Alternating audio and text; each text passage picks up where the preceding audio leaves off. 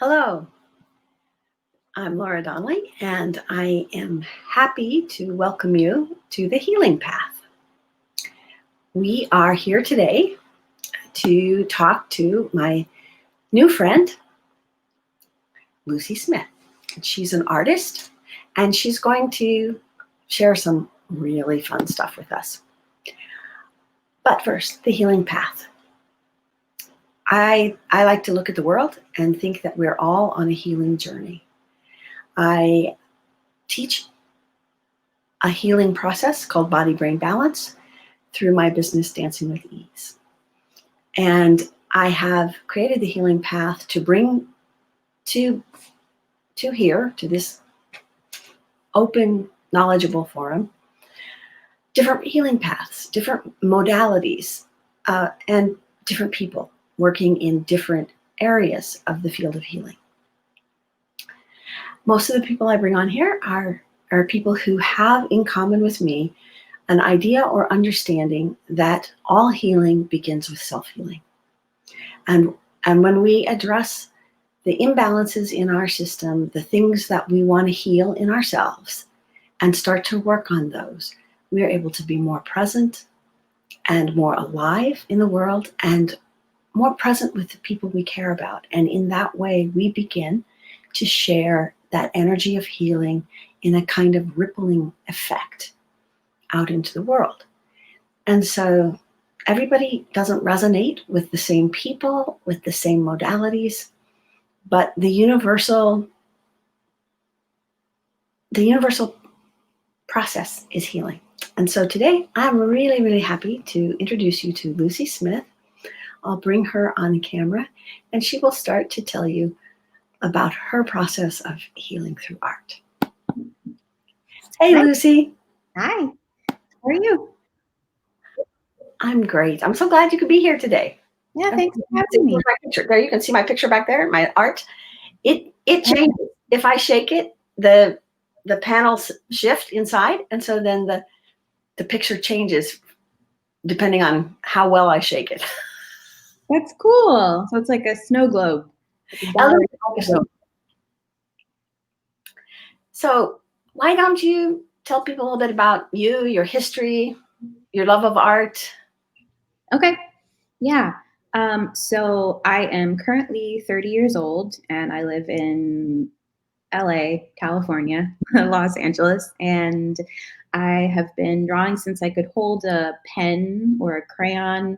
And I fell in love with the human body, the human form. And so that's kind of the material I like to make most.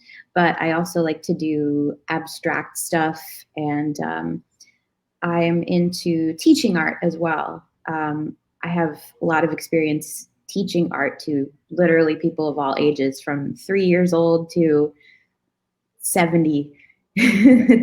How fun. Pretty much every age group. Yeah. And so I decided I wanted to use my powers for good and not evil, and help people kind of move through their trauma, using what I've learned through art and using my own intuitive faculties. So that's kind of where my company, my business venture, Persephone's Jewels, is coming from. It's about leading others to heal themselves through art and with my guidance. So not only do they receive the healing, but they also receive their own pieces of very intimately created, profound artwork. And you make that artwork like during the time working through with them, so that you have a feeling of them and you kind of invest that into the piece of artwork that you make for them, right? Yeah. Yeah. Awesome. Yeah. It's kind of an interactive, individualized art lesson. So the client would be doing the artwork as well with me, but I would also create with them in order to guide them and demonstrate, show examples. How did you discover that art has the ability to help people heal themselves? Well, when I was in, I think, middle school, late elementary, I think it was 6th grade, I discovered that I could express my feelings, get my feelings out through drawing. And I would draw fan art of these anime characters, and they would be in certain situations. And once I had finished the drawing, it made me feel better. And so I was like, okay. I began to explore my sexuality then. And so I made a few very, very risque drawings. And it was before I even knew what sex was. And I was drawing these very sexual things, like sexual actions. And I didn't even know that was what you did. So it was kind of an intuitive gateway. So I'm thinking about this. I was drawing Winnie the Pooh characters about that time when I was that age. well, you guys didn't have Invader Zim back then, so No, we didn't. no. So eventually, I wrote this book, The Dirt, based on my experiences being bullied in school since about first or second grade, and my depression, and how it kind of reflects throughout the book. And I have illustrated, written and illustrated. So this is my version of me as Persephone, the goddess of the underworld and also the goddess of spring. So the book is full of illustrations. This one's kind of a tongue-in-cheek critique of Valentine's Day and all the kind of anxiety that comes from, being single on Valentine's Day, and what does that mean for you, and what does that bring up? So a lot of people laughed at that one because, I like to interject humor into my stuff too. I think humor is very powerful. So in addition to like paintings or things, you also do illustrations, right? I do, yeah. Yeah. And when you like the picture of Persephone, which was really beautiful, do you just have an idea and you take the pencil and you start working with the paper, or do you have a process that you do? Like, do you journal? Like in the book, part of the illustrations some of the art in the book is kind of illustrating the text. Yeah. So do you sometimes start to journal on an idea and then shift to drawing? Honestly, it depends. I work fairly spontaneously. I'm a fan of spontaneity. Me too. Yeah, so I'm always, making plans spontaneously, and eating spontaneously, and exercising spontaneously, and that kind of, pervades my life. The spontaneity and the fun of it all. So yeah, I'd say what I make is largely based on my intuition and what I'm feeling and what I want to communicate before I actually start to plan it out. Um, I was in art school and we learned a certain process. So I went to Delaware College of Art and Design in Wilmington, Delaware, and I went to transferred to Moore College of Art and Design with the previous credits from Delaware College of Art and Design, because that's a transfer school. So when I was at Moore in Philadelphia, we really went hard on the process, and we had to do the process, which was thinking of ideas first, the brainstorming, and then doing thumbnails. And thumbnails are, for those of you who are not familiar with the artistic process, are tiny little kind of like snapshots of your painting or your picture or whatever. So it's a little bit like, let me find something that's more bigger like this. So this is kind of a bigger illustration. And so in order to make a thumbnail of this, it would be about, maybe like a 16th of this. And it would be just a very small, like scaled down, probably like in this corner right here. of this, but just very, very, very small, just so you can block out the placement and the composition and things like that, and the initial elements. So you're basically setting the stage and making things easier for yourself before you go into the final process. But I prefer to work spontaneously. So I often, I think of the idea and I almost see it in my head first before I put it down on the paper. And then I interject my feelings into it. So I felt like the process was very mechanical for me. It felt like it was taking the life right out of my art. It was too planned. It was too mechanical.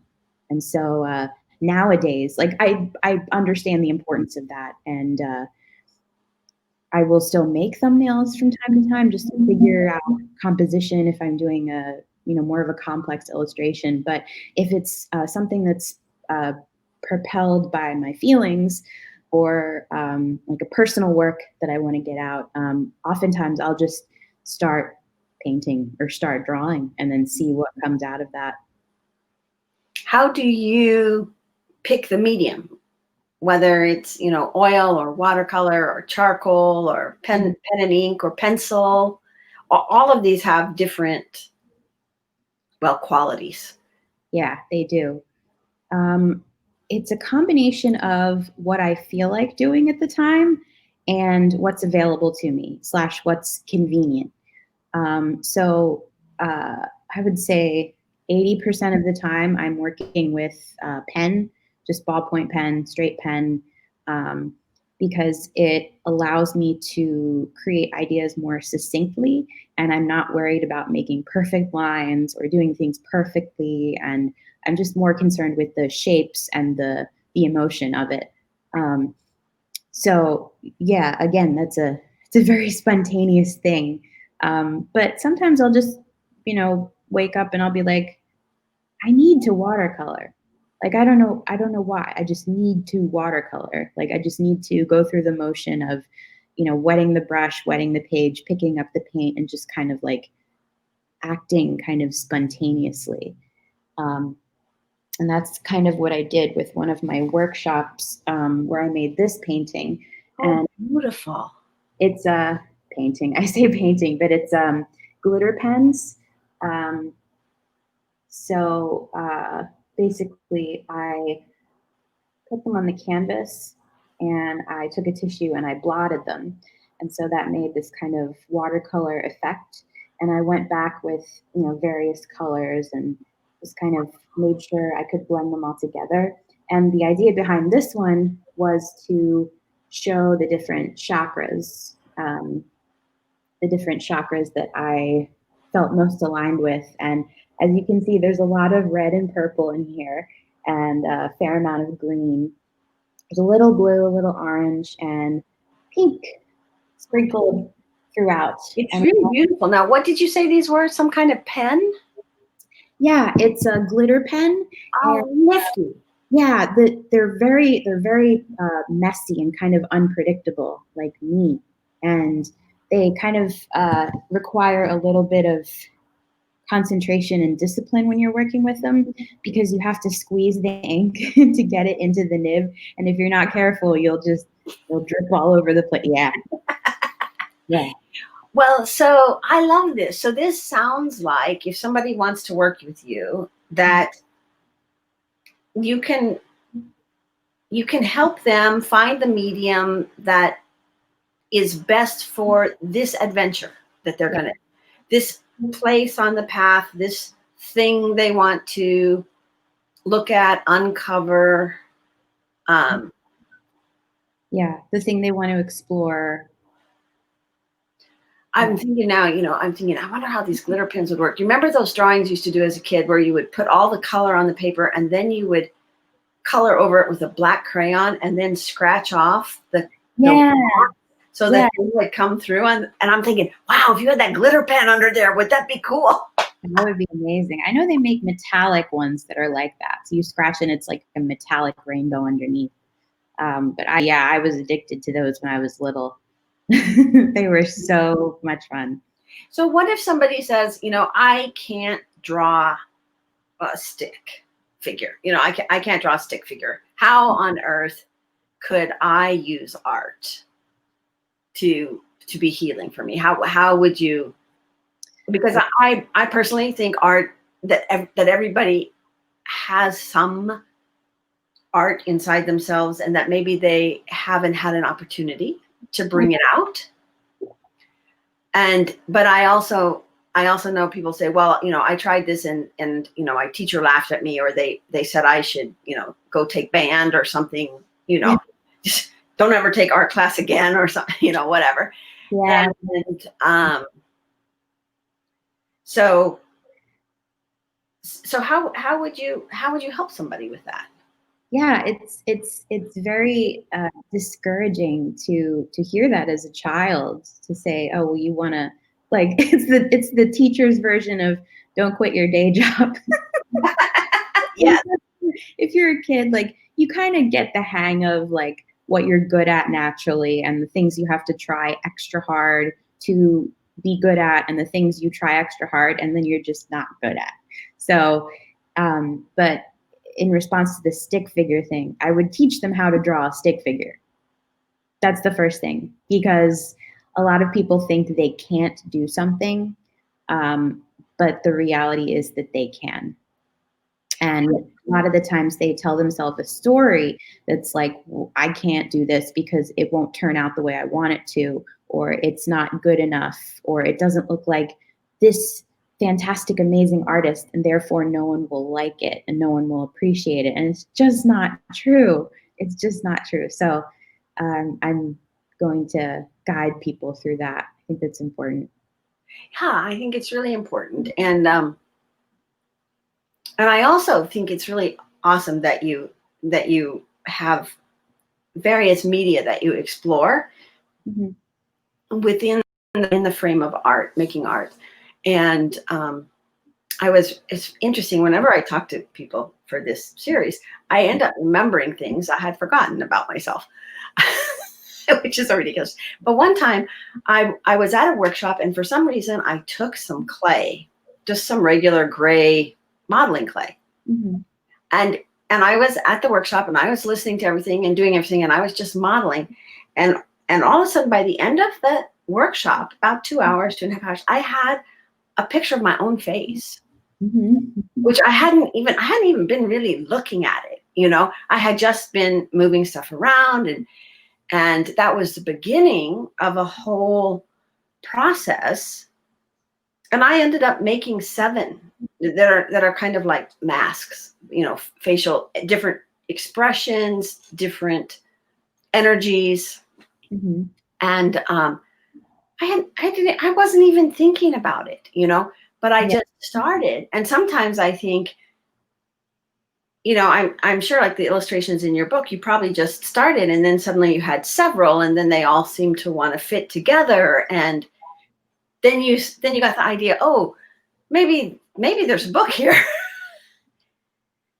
And that's more or less exactly what happened. I had gotten to venting about whatever was bothering me, and I used to get a kind of a kick out of sharing it on LiveJournal with my friends, and because I desperately wanted feedback and I wanted validation, and I decided to give myself that validation and just be completely unabashed and unapologetic and just share with the world, because the displaying of my own pain through my artwork seemed to resonate with many people.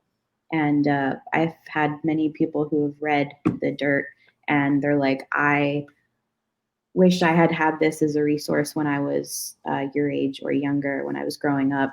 And it was often more mature, older women who would tell me this. And that would just, I was simultaneously flattered and heartbroken at the same time. Right. I mean, well, and I think that's the purpose of art, is to express things that are really hard to express with words. Like I tell people that with the body, that things are stored in our body, and sometimes you can be having a massage and you can just start laughing, and you can have a memory that you didn't, and just or you can start crying because something happened and you stored it in that shoulder, and the shoulder's been kind of stiff, so you went to get a massage, and you think it's just the muscles, Mhm. and it's all related to a whole kind of thing, which is really maybe way deeper than words. Yeah. And I keep thinking about that picture of Persephone because I love Persephone, right? Mhm. That it's a difficult myth. It's a challenging myth. And it's also how to find light and balance. Yeah. I mean, light only isn't anything without the dark. It's like spring is so much more happy time after a frozen winter. Yeah. Yeah. You can appreciate it more. Right. If spring came after summer, you'd be like, is it ever going to cool off? So, um, so how do you start with somebody if let's see, so let's say I came and I said, well, yeah, what if I came and I said I've been having some really crazy dreams, because I did recently have a couple strange dreams where I'm walking down a pathway, and this one dream I don't know where I was going, but I was really missing my mom, and I just started crying and crying in my dream. And I woke up and I'm like, well, it's not an anniversary day or anything, and what brought this up? And and it didn't occur to me to draw anything. But just talking to you, I can see this whole pathway. And I'm thinking, because you're here and you made the space, so that in the space, this gives me space to remember, right? And then I can say to you, well, maybe I should draw that path. So then how would you work with me with that situation? Well, there's a number of different ways we could approach it. I would definitely ask you to explain and elaborate with as much detail as you felt like uh, purporting, and then from there we could go into the various moods, how it made you feel, what exactly touched you so much in those dreams that made you want to tell me or mention. And then the fun part is remembering the visualizations from the dreams or the things that stuck out the most, and we would illustrate them. And I would give guidance based on the emotion and what sort of scenario it is. And we would kind of work together from there so that you could make a piece of artwork that was particularly freeing for you. So you could explore those emotions and then get them out into the world and be able to become more self aware. And it's possible that you could figure out why that those dreams happened and why you reacted the way you did. Right. And I'm thinking about it, and I'm thinking that there was something really appealing about the path, Mhm. and the colors, and I think also what's really interesting about this process is that we get so busy that Mhm. we don't pause Yeah, to remember the things that happen. yeah, And so now that even just sharing that with you, I'm thinking, wow, there's something about that, about the shade and the light through the trees, and I'm like, that would make me happy to like wake up and see that path. mhm. So I could make a big drawing if I wanted and Yeah, hang it on my bedroom wall, you yeah, know. yeah. And well, I think that's fun, Lucy. I think that's really fun. So you gave me links, and so there's a link if somebody wants to check out your book, right? Mhm. And what else? And there's links to your website, and all of that will be in the discussion. And then if you guys would like to put comments here, Lucy will come back and check, and maybe she'll make a little scribble for each person. That'd be Or fun. um, and if you put art up on your different times, you put art up on your Facebook page, right? Mhm. so that if you want to see more of Lucy's work, it's out there, and I really encourage you to do that because it's creative, and it's and I loved a lot what you said earlier too about communication, Mhm. and the idea about what you want to communicate. Mhm. And I think sometimes, like, like dreams are some part of us communicating with us, but Mhm. then there's other parts of us, like you said, that communicating your story, sharing your point of view, allows, in your book, how people have answered back to you that this has allowed them to reclaim parts of their story that they Mhm. might not have been looking at. And I love the dirt. Why don't you share a little bit about the title? I mean, I have my whole own thing with dirt, but you share yours first. Yeah, well, having that tie into the Persephone story, which resonates very closely with me. Um, she's the goddess of springtime, and she goes underground, and she becomes a chthonic deity or an earth deity. And the earth base is associated with the underworld, going deep and down, and delving into the psyche, going back to where we are when we're quote unquote dead, or we're not in a physical form, and then reaching the mortal plane or the outside world by sprouting up through that dirt and creating the little blossom. And that's why I chose this particular motif for the cover. Um, because you can bloom from your dirt. You can make something out of your suffering or your problems or your questions. Sometimes the questions are answered for you, but you don't necessarily see how they are, or you need some guidance to help yourself or others see and help you communicate what you're trying to achieve. So that's where I come in with helping you bloom from your dirt. Oh, beautiful. That is beautiful. Thanks. I love that. Helping you bloom from your dirt. Yeah. Well, I think that's a good way for us to conclude. And so I thank you for taking your time and showing your beautiful painting and sharing a little bit about your journey. And uh, we'll have a watch party, and people can connect with you and find out more about healing through art. And the other thing I really love about your work, Lucy, is that it's not a formula.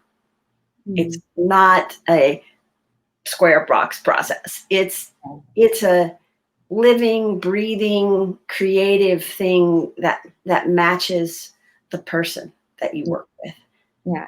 It's therapeutic. And I think that that's really beautiful. So thanks so much, and take good care. And we'll see you in the group for the healing path. Sounds good.